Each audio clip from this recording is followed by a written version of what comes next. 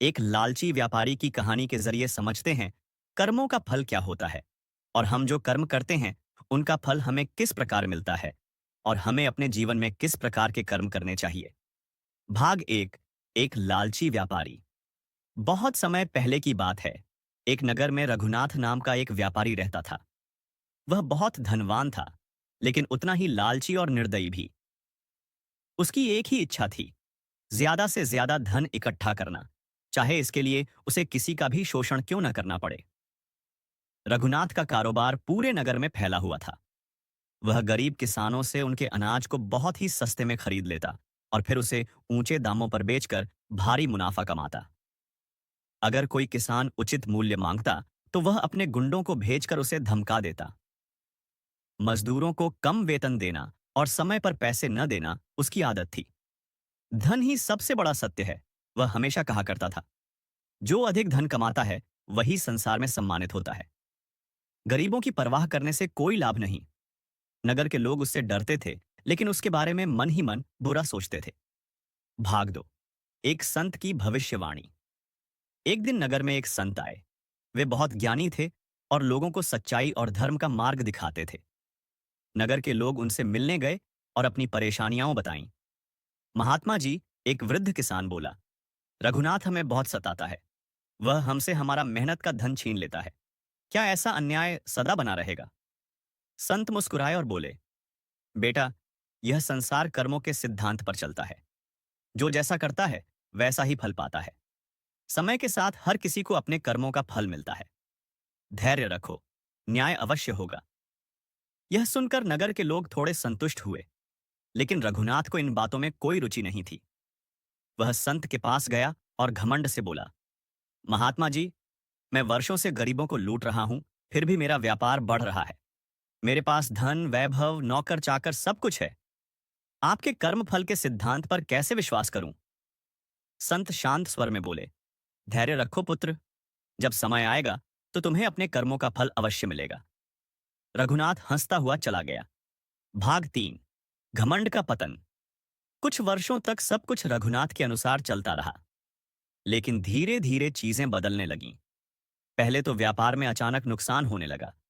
जिन किसानों को उसने धोखा दिया था, उन्होंने अपनी उपज कहीं और बेचना शुरू कर दिया। कुछ समय बाद उसके कुछ कर्मचारी भी उसे छोड़कर चले गए। उसकी गुप्त चोरी और अन्यायपूर्ण व्यापारिक गतिविधियों का भंडाफोड़ हुआ और नगर के लोग उसके खिलाफ खड़े हो गए। राजा को जब यह बात पता चली तो उसने रघुनाथ को दरबार में बुलाया।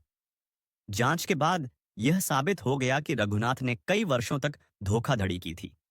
राजा ने उसका पूरा धन जब्त कर लिया और उसे नगर से बाहर निकाल दिया।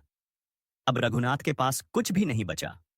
वह गरीब और असहाय हो गया।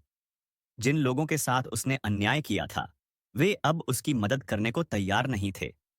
वह भूखा प्यासा नगर से दूर एक जंगल में भटकता रहा। भाग 4 पश्चाताप और नई राह। कुछ दिनों बाद रघुनाथ उसी संत के पास पहुंचा जिनकी बातों को उसने पहले अनसुना कर दिया था।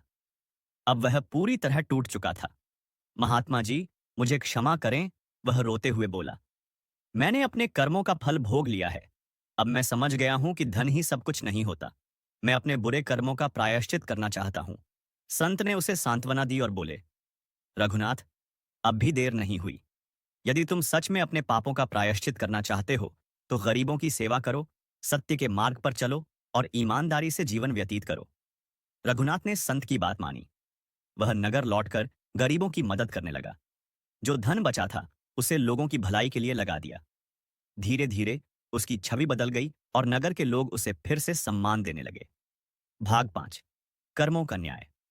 समय बीता और रघुनाथ पूरी तरह से बदल गया। उसने लालच छोड़ दिया और निस्वार्थ भाव से सेवा करने लगा। अब वह पहले की तरह अमीर तो नहीं था, लेकिन संतोषी और शांत था। एक दिन जब वह एक अनाथ आश्रम में सेवा कर रहा था, तब वही संत फिर से वहां आए। बेटा, अब तुमने अपने कर्मों को सुधार लिया है। जीवन का असली सुख दूसरों की भलाई में ही है। कर्मों का फल निश्चित है, लेकिन पश्चाताप और सुधार से भविष्य सुधारा जा सकता है। रघुनाथ ने सिर झुकाकर प्रणाम किया। अब उसे समझ आ चुका था कि सच्चा धन बाहरी वैभव नहीं, बल्कि मन की शांति और अच्छे कर्मों का फल है। सीख। इस कहानी से हमें यह शिक्षा मिलती है कि हमारे कर्म ही हमारा भविष्य तय करते हैं।